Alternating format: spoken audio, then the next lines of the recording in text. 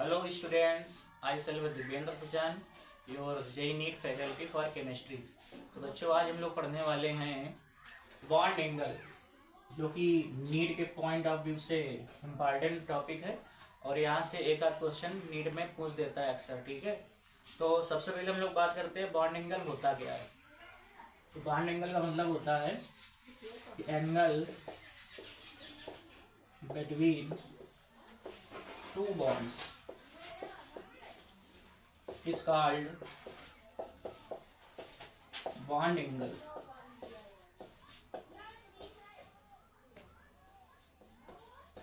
ठीक है, मतलब दो बॉन्ड्स के बीच का जो एंगल होता है उसी को हम लोग बोलते हैं बॉन्ड एंगल। ठीक है, जैसे सपोज दैट हमारे पास कोई एक मॉलिक्यूल्स है AB2 टाइप का, AB2 टाइप का हमारे पास कोई एक मॉलिक्यूल्स है। तो इसका अगर हम लोग स्ट्रक्चर्स बनाएंगे तो ये बनेगा A single bond B single bond B।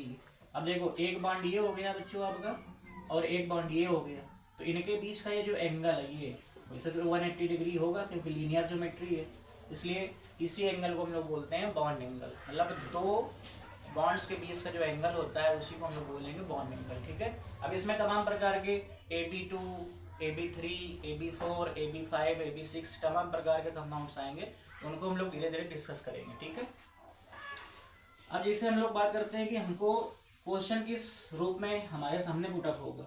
जैसे हमारे सामने क्वेश्चन रख दिया गया कि PS3 और NH3 में किसका बॉन्ड एंगल कम किसका बॉन्ड एंगल ज़्यादा।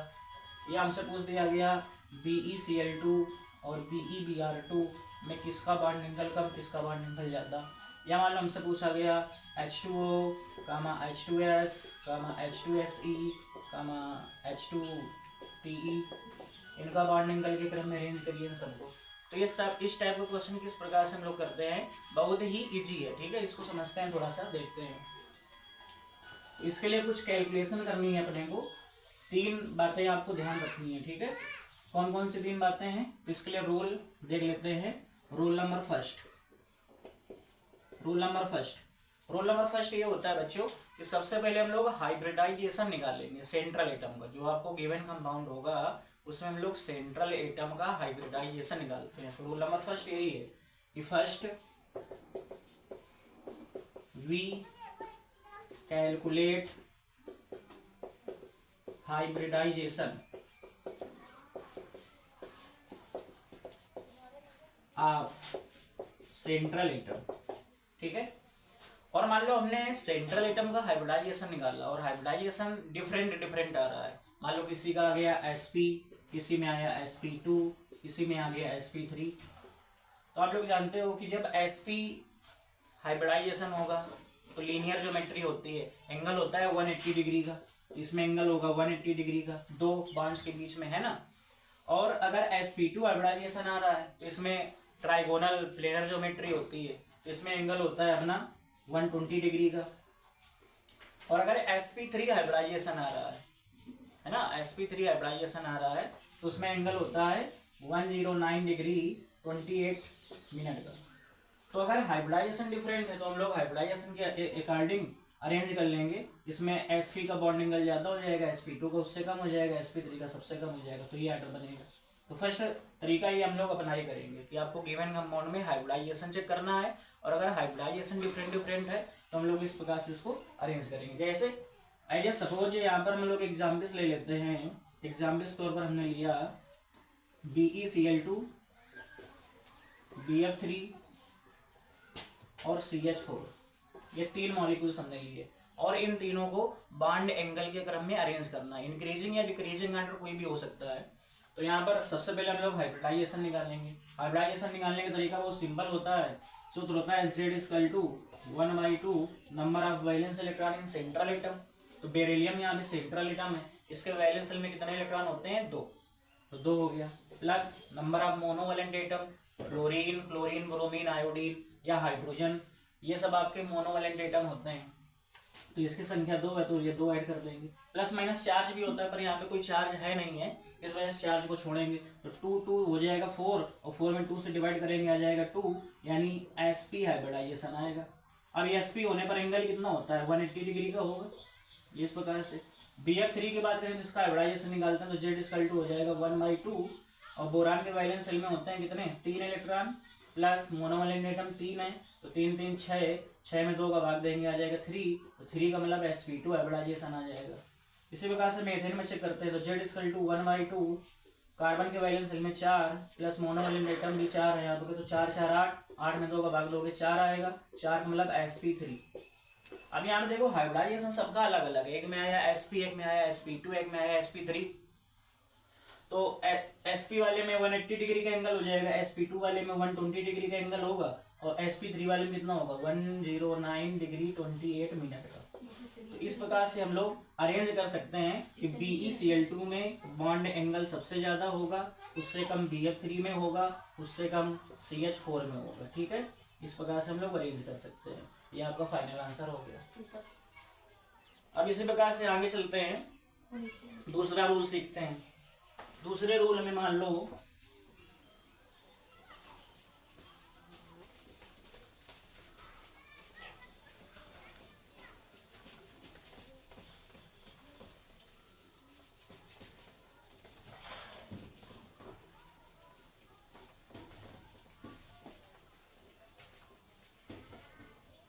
Rule number 2।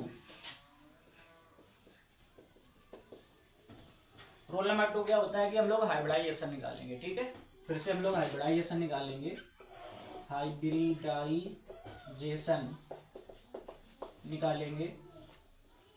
और अगर हाइब्रिडाइजेशन सेम आ गया, जितने भी कंपाउंड दिए हैं उन सबका हाइब्रिडाइजेशन सेम आ गया, तो फिर हम लोग क्या करेंगे, सेंट्रल एटम के पास लोन पेयर चेक करेंगे। क्या चेक करेंगे, लोन पेयर।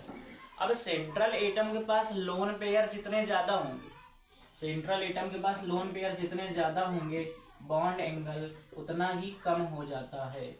बॉन्ड एंगल क्या होगा, उतना ही कम हो जाएगा, क्योंकि आप लोग वेस्पर थ्योरम पढ़े होंगे ये बात कि लोन पेयर क्या करता है कि बॉन्ड पेयर के साथ रिपल्सन डालता है, जिसकी वजह से ये इस प्रकार से रिपल्सन डालेगा जिससे वो क्या करेगा, बॉन्ड एंगल को दबा देगा, जिसकी वजह से एंगल घट जाता है।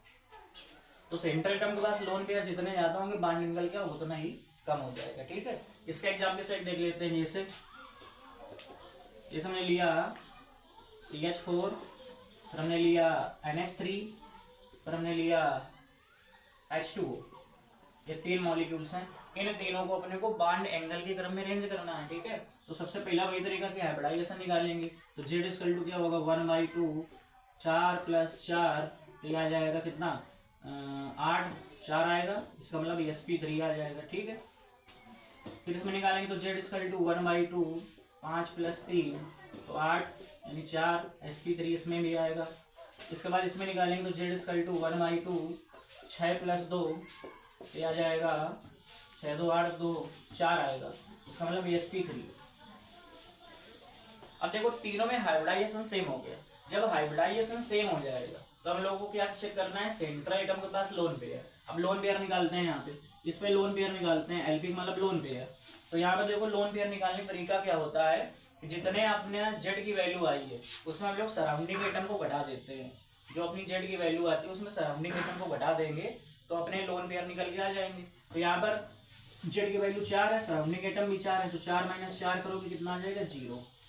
इसमें देखो जेड की वैल्यू 4 थी, सराउंडिंग एटम 3 है, तो यहाँ पे लोन पेयर निकल के आ जाएगा 4 - 3 मतलब 1 आ जाएगा। यहाँ पर हम लोग लोन पेयर निकालेंगे तो इसका हो जाएगा आपका सराउंडिंग एटम 2 है और जेड की वैल्यू 4, 4 - 2 तो आ जाएगा आपका कितना 2। तो अब यहाँ पर देखो मेथेन के पास 0 लोन पेयर मतलब एक भी लोन पेयर नहीं है, अमोनिया के पास 1 लोन पेयर और वाटर के पास दो लोन पेयर है। यानी सेंट्रल एटम के पास लोन पेयर जितना ज्यादा बॉन्ड एंगल उतना ही क्या हो जाएगा, कम हो जाएगा। इसका मतलब मेथेन का बॉन्ड एंगल सबसे ज्यादा होगा, इसके बाद अमोनिया का उससे कम होगा और सबसे कम होगा वाटर का। आप चाहो स्ट्रक्चर से बना के दिखा सकते हो। sp3 होने पर टेट्राहेड्रल ज्योमेट्री होगी तो मेथेन के इस प्रकार से बनेगा, ये मेथेन का हो गया। अमोनिया में इस प्रकार से बनेगा,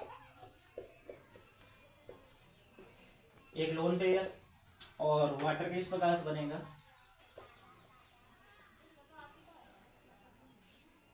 ये 2 लोन पेयर।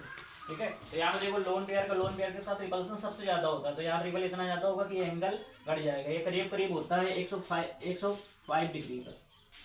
और यहाँ पर एंगल लोन पेयर 1 है तो एंगल थोड़ा घटेगा पर उसकी तुलना में कम। यहाँ पर एंगल लगभग 107 डिग्री का होता है और यहाँ पे कोई लोन पेयर नहीं, तो यहाँ पे सारे के सारे एंगल सेम होंगे। ये 109:28 का होगा।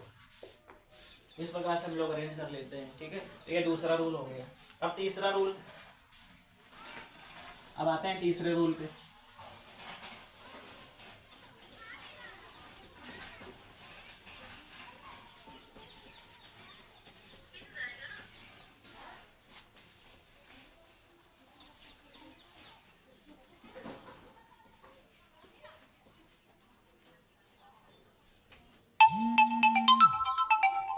Rule number third, rule number third,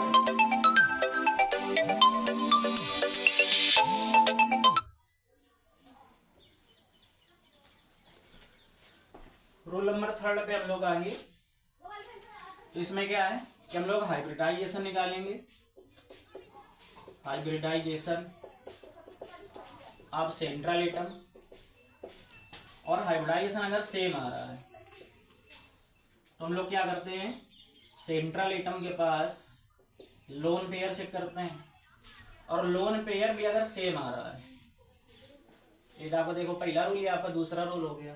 मतलब हाइब्रिडाइजेशन सेम हो गया सेंट्रल एटम का, और सेंट्रल एटम के पास लोन पेयर भी सेम हो गए। तब क्या करोगे, तब क्वेश्चन को 2 पार्ट में डिवाइड कर लेते हैं हम लोग, है ना। क्वेश्चन को 2 पार्ट में डिवाइड करेंगे। इसमें पहला केस हम लोग लेते हैं कि सेंट्रल एटम आपका डिफरेंट हो, सेंट्रल एटम डिफरेंट हो, और surrounding atom and surrounding atom, ऐसे का मतलब सराउंडिंग एटम सेम हो। सराउंडिंग एटम कैसा हो, सेम हो। तो जब सेंट्रल एटम डिफरेंट होगा, सराउंडिंग एटम सेम होंगे, तो वहां पर हमको चेक करना है इलेक्ट्रोनिगेटिविटी ऑफ सेंट्रल एटम। तो इलेक्ट्रोनिगेटिविटी ऑफ सेंट्रल एटम जितनी ज्यादा होगी, बॉन्ड एंगल उतना ही ज्यादा होता है। बहुत ही इंपॉर्टेंट रूल है। सेंट्रल एटम डिफरेंट हो और सराउंडिंग एटम सेम हो, तो चेक करना है electronegativity of central atom. Electronegativity central atom की जितनी ज्यादा होगी, बॉन्ड एंगल उतना ही ज्यादा हो जाएगा, ठीक है। जैसे एग्जाम्पल्स देखते हैं यहाँ पे। जैसे यहाँ पे हमने ले लिया NH3 और PH3, अमोनिया और फास्फीन। इसमें बताना है किसका बॉन्ड एंगल कम, किसका बॉन्ड एंगल ज्यादा, ठीक है। तो अब यहाँ पर देखो हम लोग हाइब्रिडाइजेशन निकालेंगे। तो Z= 1/2, 5 + 3 8 4 sp3 आएगा। इसमें देखो निकालेंगे Z= 1/2, फास्फोरस की भी वैलेंस में 5 इलेक्ट्रॉन होते हैं, प्लस मोनोवैलेंट एटम 3, तो ये भी 4 यानी sp3 आएगा। अब इसका मतलब लोन पेयर निकालने, क्योंकि हाइब्रिडाइजेशन तो सेम हो गया, तो लोन पेयर निकालते हैं LP। देखो Z की वैल्यू 4, सराउंडिंग एटम 3, तो लोन पेयर 1 आ जाएगा। इसमें Z की वैल्यू 4, सराउंडिंग एटम 3, तो लोन पेयर इसमें भी 1 आ जाएगा। तो देखो हाइब्रिडाइजेशन भी सेम है, लोन पेयर भी सेम है, तब हम लोग ये वाला केस लगाएंगे। अब यहाँ पे देखो क्या है, सराउंडिंग एटम सेम है, दोनों में हाइड्रोजन हाइड्रोजन सेम है, किंतु सेंट्रल एटम क्या है, डिफरेंट है।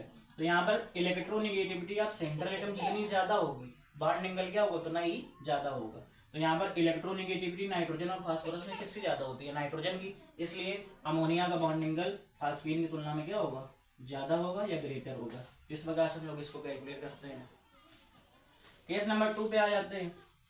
केस नंबर 2 पे क्या है कि अगर आपका सेंट्रल एटम सेम है, सेंट्रल एटम सेम है और सराउंडिंग एटम डिफरेंट है, सराउंडिंग एटम डिफरेंट है, सराउंडिंग एटम डिफरेंट है, तब हम लोग क्या करेंगे, सराउंडिंग एटम की इलेक्ट्रोनिगेटिविटी चेक करते हैं। सराउंडिंग एटम की इलेक्ट्रोनिगेटिविटी चेक करते हैं। तो सराउंडिंग एटम की इलेक्ट्रोनिगेटिविटी जितनी ज्यादा होगी, बॉन्ड एंगल उतना ही कम हो जाता है। बस इसमें हम थोड़ा सा उल्टा कर देना है ना। अगर सेंट्रल एटम सेम है और सराउंडिंग एटम डिफरेंट है, तो हमको क्या चेक करना है, सराउंडिंग एटम की इलेक्ट्रोनिगेटिविटी जितनी ज्यादा होगी, बॉन्ड एंगल उतना ही कम हो जाएगा। ऐसे यहाँ पे एग्जाम्पल्स लेते हैं हम। जैसे हमने ले लिया BeCl2 और BeBr2, BeCl2 और BeBr2। अब यहाँ पर देखो क्या सेम है, हम लोग हाइब्रिडाइजेशन निकालते हैं। तो Z= 1/2, बेरिलियम के पास 2 + 2 तो हो जाएगा 4 यानी 2 आ जाएगा, sp आएगा। इसमें देखो जेड इक्वल टू 1/2 2 + 2 यानी इसमें भी sp आएगा। तो दोनों में हाइब्रिडाइजेशन सेम है, लोन पेयर निकालते हैं।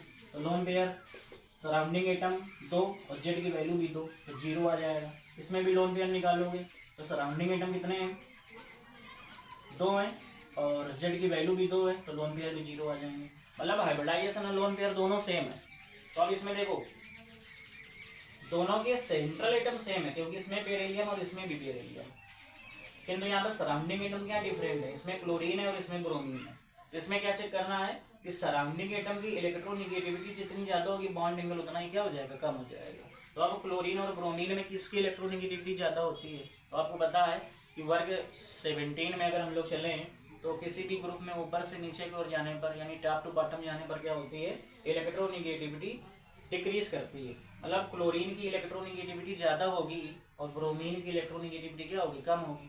तो जिसकी इलेक्ट्रोनिगेटिविटी ज़्यादा बॉन्ड एंगल उतना कम, क्लोरीन की ज़्यादा इसलिए इसका बॉन्ड एंगल कम हो जाएगा और BeBr2 का बॉन्ड एंगल क्या हो जाएगा, ज़्यादा हो जाएगा। तो यहाँ पर ऑर्डर ये बनेगा। मतलब ये कह सकते हैं हम BeCl2 और BeBr2 में BeBr2 का बॉन्ड एंगल ज़्यादा होगा। ठीक है, तो आई होप आप लोगों को अच्छी तरह समझ में आया होगा। Thank you.